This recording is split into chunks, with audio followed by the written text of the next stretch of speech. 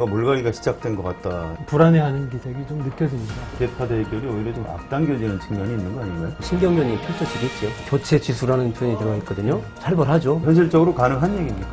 지역 활동도 미약하고 인기도 떨어지고 인심을 잃은 사람들. 1순위 타겟으로 꼽히는 분들이 이제 3선 이상. 호남의 물갈이가 과연 가능한 것인지. 물갈이의 가능성이 높다는 것을 보여주는 징표가 있어요. 새정치민주연합의 김상곤 혁신위원장이 첫 번째 혁신안을 내놓았습니다. 외부 인사들이 3분의 2 이상 참여하는 평가위원회를 만들어서 현직 의원들을 평가하고 교체 지수를 만들겠다는 것입니다. 김상곤 위원장의 혁신안 어떻게 봐야 할지 짚어보는 시간을 갖도록 하겠습니다. 한겨레 신문 정치부에서 야당 출입하는 이세영 기자 나오셨습니다. 안녕하세요. 네, 안녕하십니까. 예, 먼저 혁신안 내용을 좀 간추려 주실까요? 크게 두 가지입니다. 첫 번째가 기득권 타파, 두 번째가 기강 확립입니다. 이 기득권 타파와 관련해서는 방금 성 기자께서 말씀하신 외부 평가위원 3분의 2 이상으로 평가위원회를 구성한다는 것, 그리고 선출직 공직자에 대한 엄정한 평가를 실시한다는 것, 네, 이런 게 있고요. 특히 기강 확립과 관련해서는 그동안 비리 혐의 등으로 기소가 되더라도 재판 결과를 보고 판단을 했는데. 기소 단계에서부터 당직을 정지시키겠다, 이런 방안이 나왔습니다. 네, 검찰이 기소한 걸 인정하겠다, 그런 얘기인가요? 네, 나중에 소명이 되더라도 예를 들어서 지역위원장이라든가 당에서 맡고 있는 당직은 기소 단계에서 정지를 시키겠다는 거죠. 네. 정치적 사안 같은 경우는 좀 예외를 두지 않았습니까? 네, 윤리심판원의 판단에 맡기겠다고 했는데요. 네. 예를 들어서 야당 탄압 혐의가 짙다고 보여지는 사안에 대해서는 좀 예외 조항을 두기로 한 것 같습니다. 교체 지수, 현역 의원 평가 이런 단어들이 나오는 걸 보면 뭔가 물갈이가 시작된 것 같다, 이런 생각이 드는데요. 네.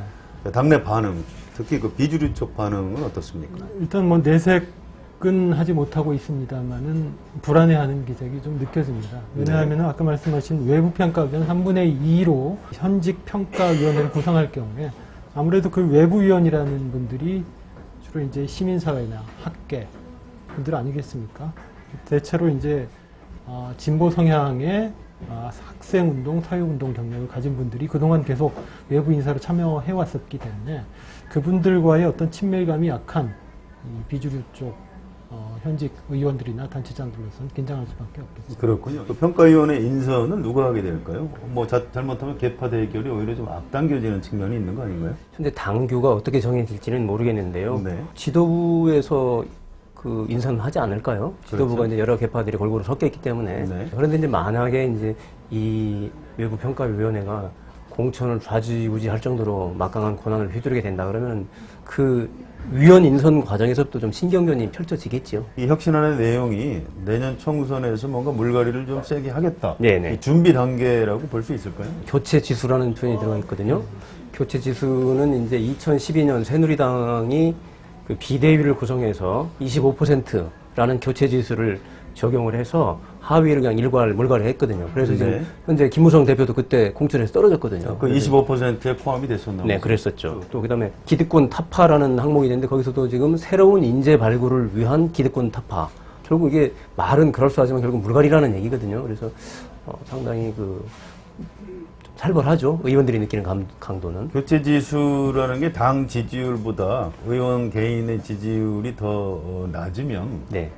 교체 지수가 높아지고 이렇게 되는 건가요? 네, 이번 혁신안에도 나와 있습니다. 당 지지도와 국회의원 개인의 지지도를 비교를 해서 당 지지도보다 낮다. 이런 사람은 상당히 위험하다고 보는 거죠. 자, 혁신안의 또 다른 포인트가 지역위원장을 선거 120일 전에 내놓도록 하겠다, 이런 것인데요. 이 지역위원장 없이 총선을 치른다는 얘기인가요? 그게 현실적으로 가능할까요? 지금 여야 모두 공천 혁신안으로 거론되는 게 오픈 프라이머리, 개방형 국민경선제 아니겠습니까?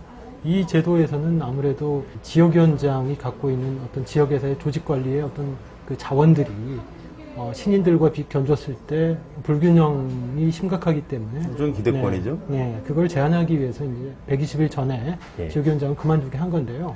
사실 선거라는 거는 후보가 결정되면은 후보 중심의 캠프 중심으로 돌아가지 않겠습니까? 그래서 지역위원장이 없다고 해서 선거를 치는 데는 큰 문제는 없을 텐데, 다만 이제 조직 동원이라든가 이런 데 있어서는 좀 어려움이 좀 아무래도 따를 수밖에 없겠죠. 오픈 프라이머리가 될 가능성이 높은가요? 현재로서는 아직은 된다 안 된다 속단하기 이른데 네. 야당에서 과연 될까 싶어요. 아직은 뭐 전망하기 어렵습니다. 김상곤 위원장이 이 혁신안들을 7월 중에 중앙위원회를 소집해서 예. 통과시켜달라 이렇게 요청을 했는데요. 현실적으로 가능한 얘기입니까? 중앙위원회가 현재 지금 당 환상에는 800명 이하라고 규정되어 있는데요. 네. 지금 현재 당연직 그러니까 이제 국회의원 또 지역위원장 기초단체장, 뭐 시도 지방의회 의장 이런 분들 하면은 그 당연직이 한 406명 되고요. 그다음에 정무 추천직이 157명에서 563명이 있답니다. 그래서 중앙위원회를 소집해서 처리하는 일은 일단 최고위원회에서 결정을 하면 합의를 하면 뭐 그렇게 크게 어려운 일은 아닌 것 같습니다. 중앙위원들 분포는 어떻게 되어 있습니까? 지금 주류 쪽 위원들이 더 많은 편인가요? 아무래도 현역 의원들은 주류가 많고요. 네. 또 다수를 차지하는 게 이제 자치단체장들 아니겠습니까? 기초단체장들. 이쪽은 아무래도 지금 당내에서는 옛 그 정세균계 인사들이 많이 진출해 있다고. 네. 정확한 분포는 알기 어렵다고 그러네요. 그래도 네. 대체로 현역 국회의원 분포를 반영하는 거 아니겠느냐 이렇게 얘기를 하더라고요. 자, 물갈이 얘기를 좀 해볼까요? 현실적으로 지금 야당에서 특히 수도권이나 중부권 지역에서 물갈이가 가능한가요? 지역 활동도 미약하고 인기도 떨어지고 민심을 잃은 사람들 위주로 교체를 할 텐데 아마 그 정무적 판단을 하지 않을까 그렇게 싶습니다. 호남의 물갈이가 과연 가능한 것인지 물갈이가 광주에 지금 박주선, 박혜자, 네. 장병완, 강기정, 임내현, 또 김동철, 권은희 이런 분들이 새정치민주연합 소속 국회의원들인데요. 이분들을 물갈이하는 게 가능합니까? 지난 4월 보궐선거에서 천정배 의원이 당선되지 않았습니까? 그렇죠. 그 가장 큰 요인이 이제 현역 의원들에 대한 피로도가 굉장히 크다는 건데요. 그만큼 이제 강한 물갈이 여론으로 지금 분출되고 있다고 봐야 될 것 같습니다. 지금 가장 이제 타겟 시력이 1순위 타겟으로 꼽히는 분들이 이제 3선 이상. 광주 같은 경우에는 강기정, 김동철, 박주선 의원 이 세 분인데요. 강기정 의원 같은 경우는 50대 초반이라서 네.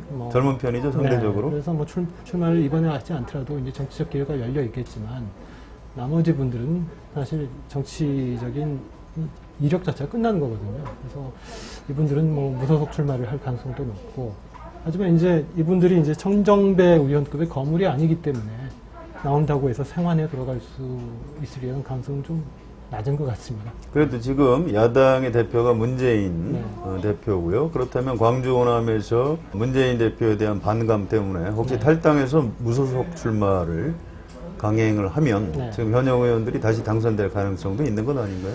근데 이 광주 유권자들의 특유의 이 전략적인 그 판단들이 있지 않습니까? 네. 이게 만약에 수도권 표심에 영향을 미칠 것이라고 생각을 하면 이제 예를 들어서 무소속 출마나 신당이 출연할 경우에는 표를 주지 않겠죠. 네, 임석규 기자 어떻게 보세요? 네, 광주에서 물갈이의 가능성이 높다는 것을 보여주는 징표가 있어요. 천정배 의원, 무소속 의원과 같이 뜻을 도모하려던 신진 정치인사들이 호남 물갈이가 되겠구나, 현직 의원들이 교체되겠구나 하는 전망을 하면서 그럼 내가 민주당 후보로, 새정치연합 후보로 공천을 신청하면 되지 않을까 해서 천정배 의원과 그 합류를 보류하는 경우가 많답니다. 네. 그러니까 이제 기대가 높아지는 거죠. 그러면 내가 신청해서 내가 새정치연합 후보가 되면 내가 당선될 수 있겠구나. 그래서 천정배 의원이 약간 당혹해하고 있다. 이런 얘기가 있습니다. 네, 굉장히 복잡하고 미묘한 얘기네요. 알겠습니다. 김상곤 위원장의 혁신, 이재영 기자 잘 될 걸로 보세요? 그동안 여러 차례 혁신안들이 나오지 않았습니까? 네. 근데 항상 이제 실행이 안 되는 문제가 있습니다. 이번에는 이제 중앙위원회에서 의결을 통해서 당헌 당규에 반영해달라 지금 강하게 요청하고 있는데요. 네. 일단 문재인 대표로서는 최재성 사무총장을 임명하면서 내세운 논리가 혁신안을 힘있게 추진하고 실행할 수 있는 적임자다라고 했거든요. 근데 그만큼 이 혁신안을 실행에 옮기는 게 만만치 않기 때문에 저런 비주류들의 반발을 무릅쓰면서 사무총장 임명을 강행한 게 아닌가라는 얘기도 나오고 있습니다. 네, 아무튼 잘 될 것이다, 잘 되지 않을 것이다. 어느 쪽? 지켜봐야 될 것 같습니다. 지켜봐야 될 것 같다. 자, 임석규 기자 어떻게 전망하세요? 혁신안에 대한 기대치가 그렇게 높지 않다. 왜냐하면 수많은 혁신위가 있었는데 그렇게 크게 성공적이지 못했거든요. 그래서 이번 혁신위도 과연 성공할까 하는 그런 의문이 있어요. 다만 이번 혁신위는 좀 포인트를 잘 잡은 것 같아요. 그런 새로운 안의 발굴, 이건 어렵다. 그래서 이제 이거를 실천해가는 프로세스, 절차, 그 다음에 이걸 마케팅, 홍보 이런 데 좀 집중을 하고 있는 것 같아요. 그래서 중앙위를 열어서 의결을 한다든가 이런 그런 점에서는 나름대로 방향을 잘 잡은 게 아닌가 그렇게 보입니다. 알겠습니다. 문재인 대표가 당내 비주류 반발에도 불구하고 최재성 의원을 사무총장에 임명을 했는데요. 자, 그 파장 같은 게 어떻게 나타나고 있습니까? 이종걸 대표가 오늘 아침 그 최고위원회에 불참했고요. 네. 같은 비주류로 분류되는 수석 사무부총장이 내정된 김관영 의원도 불참을 했습니다. 여러 가지 이유를 대고 있는데요. 이번 인사에 대한 불만이 가장 크게 반영된 게 아닌가 이런 얘기들이 나오고 있습니다. 김관영 의원은 당직을 그럼 안 맡겠다는 건가요? 확실한 의사 표현은 하지 않고 있는데요. 일단 오늘 회의에는 불참을 했습니다. 박광훈 비서실장도 지금 불참을 했죠. 좀 만만치 않을 것 같습니다. 후유증이. 박지원 전 원내대표도 지금 그 글을 띄워서 굉장한 불만을 나타냈거든요. 그래서 비주류들이 일제히 상당히 강하게 반발하는 것 같아요. 그래서 심상치 않아 보입니다. 상식적으로는 사무총장을 당 대표가 지명해서 임명하는 게 맞을 것 같은데요. 네. 왜 최재성 의원에 대해서 비주류에서 그렇게 반발하는 거죠? 일단 최재성 의원이 이른바 정세균 계파의 이제 그 행동대장 비슷하게 굉장히 이제 강하게 밀어붙이고 네. 계파적 색채가 너무 뚜렷하다. 주류 중에서도 정세균 계보의 어떤 이익을 대표할 만한 사람이다. 그 정세균 계보 굉장히 단단하게 뭉쳐 있거든요.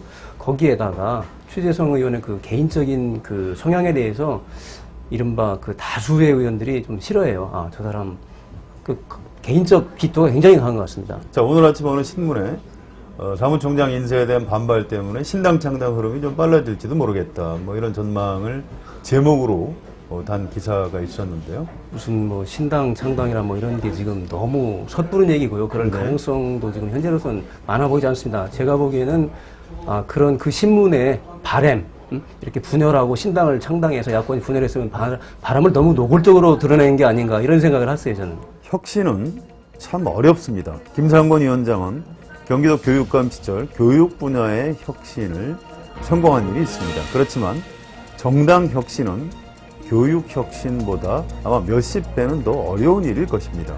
더구나 김상곤 위원장은 정치에 대한 경험이 많은 사람도 아닙니다. 새정치민주연합의 혁신 성공할 수 있을까요? 정치 토크 돌직구 여기서 마치겠습니다. 이재용 기자 수고하셨습니다.